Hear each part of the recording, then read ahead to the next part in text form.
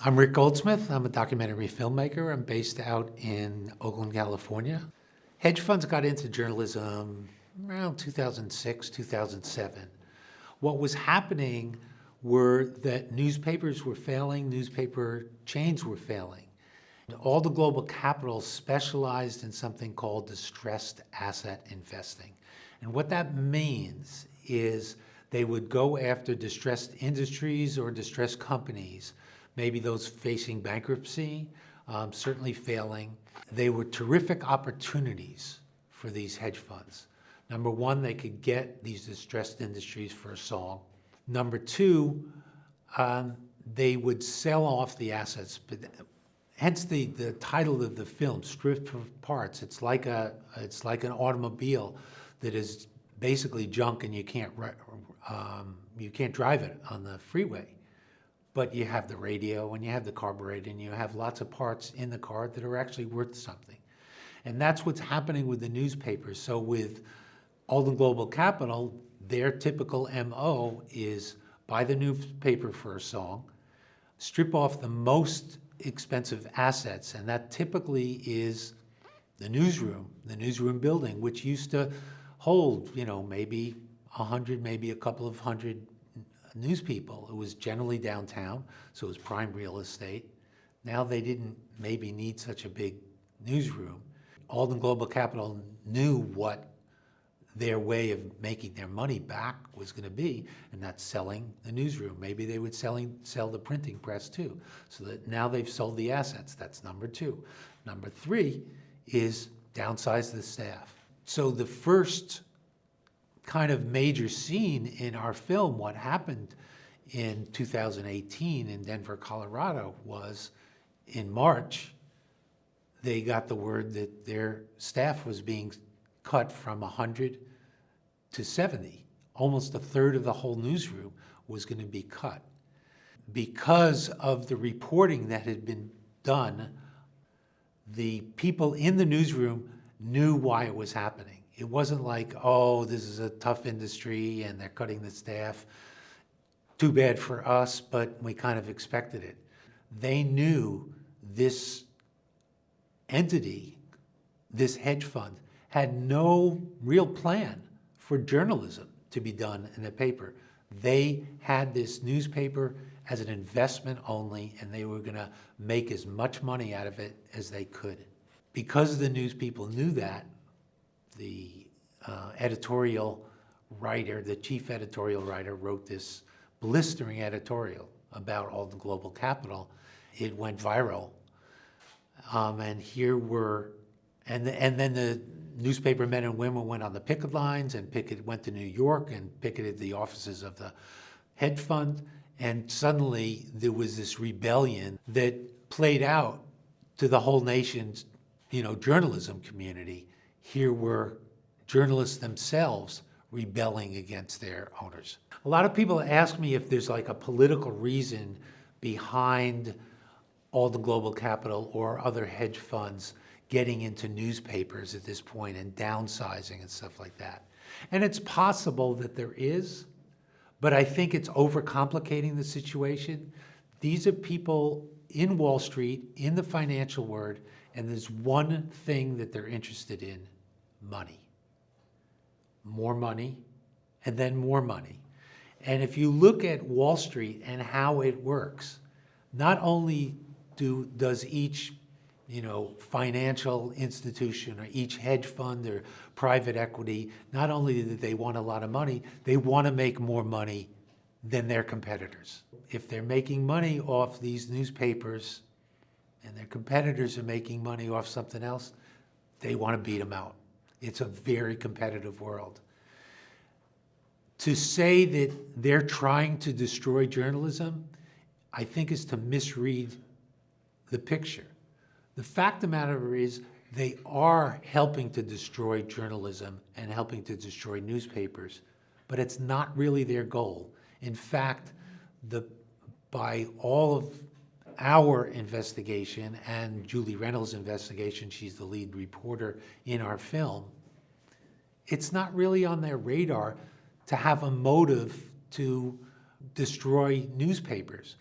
All the global capital has other distressed industries that they're involved in. They take over mobile homes. They don't have there's no advantage to them to destroy mobile homes, but they're a great place to make money. And that's what's important to them. We need to know about hedge funds and journalism, which is bad enough because this is a public service that we need. There's more and more of American life that's being bought up by hedge funds and private equity. What that means is a couple of things. People have less and less control over their lives, their workplaces, their institutions.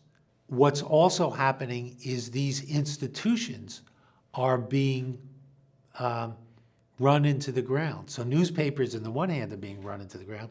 Mobile homes on the other hand are being run into the ground, which is hurting the very people that need them as places to live and can't afford to have hedge funds come in, raise the rents, or kick them out.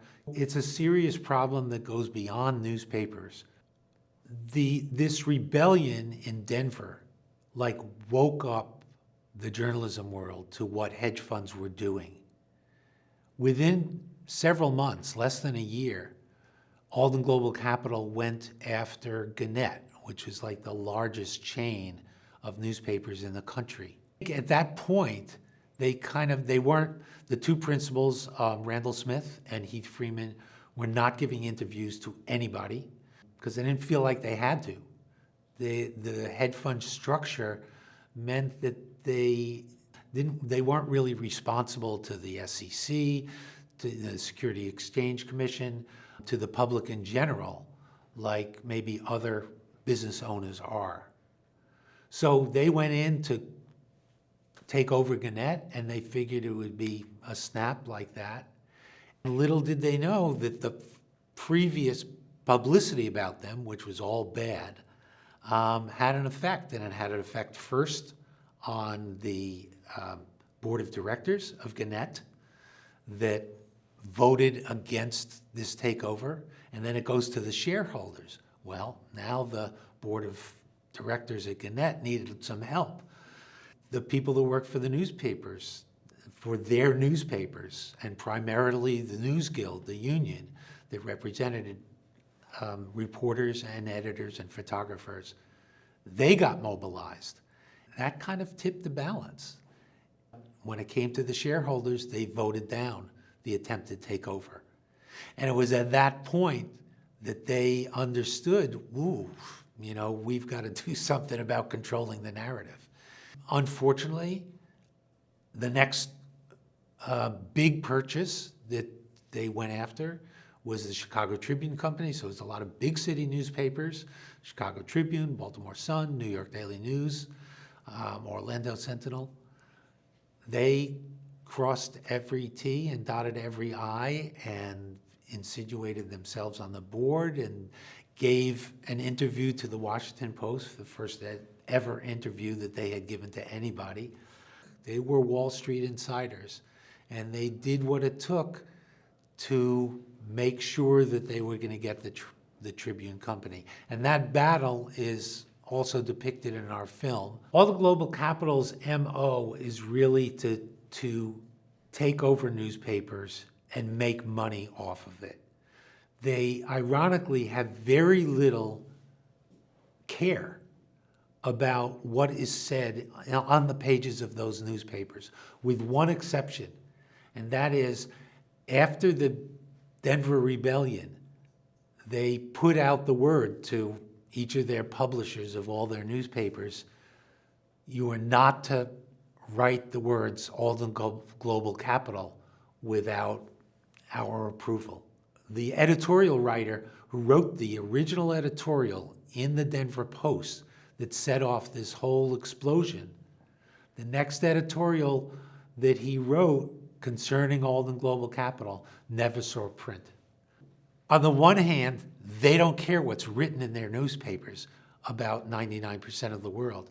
On the other hand, where it concerns them, they're going to put their foot down and not let their own papers give themselves bad publicity. Really at the heart of why this should matter, as hedge funds and private equity buy up more and more newspapers, you're losing local control. So now you have owners and publishers that really are not of the community. In the kind of centralization, if you will, of many newspapers and newspaper chains, you've taken things out of local control that are important for newspapers, things like the copy editing of the newspaper, where it used to be done within the newspaper down the street from the city council that they were covering. Now, the copy editing is maybe 300 miles away, and they don't even know how to spell the names of the city council members. Maybe they don't even know who they are. It leads to a much less hands-on and much shoddier coverage of the community just by being more remote, and then add to that they're slicing newspaper jobs, so that it used to be that maybe in the legal system of that area, there might be 3 court reporters covering one county. Now there's 1 court reporter covering 3 counties.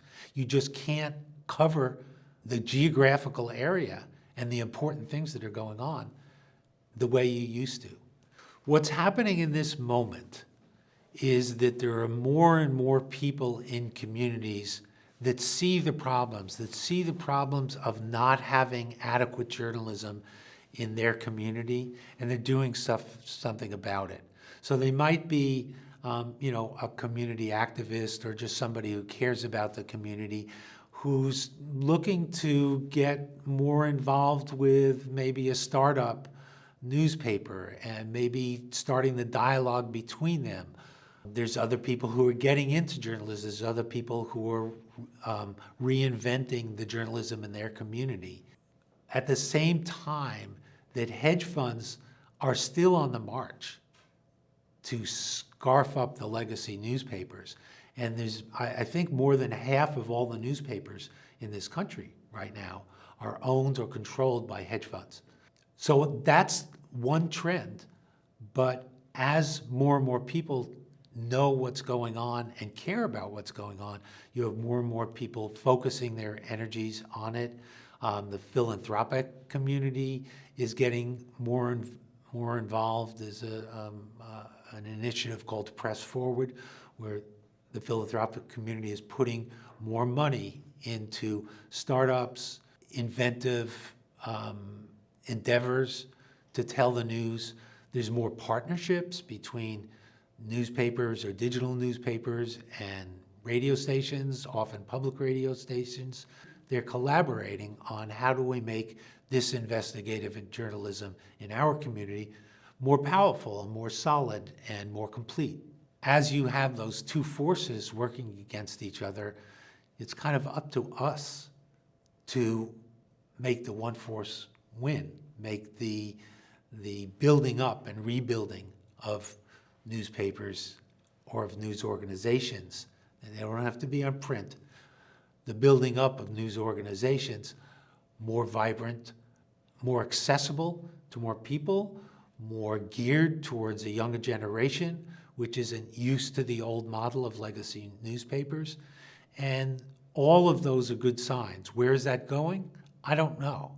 But I do think that a lot of younger people getting into journalism are going to be the ones that make the difference and develop the solutions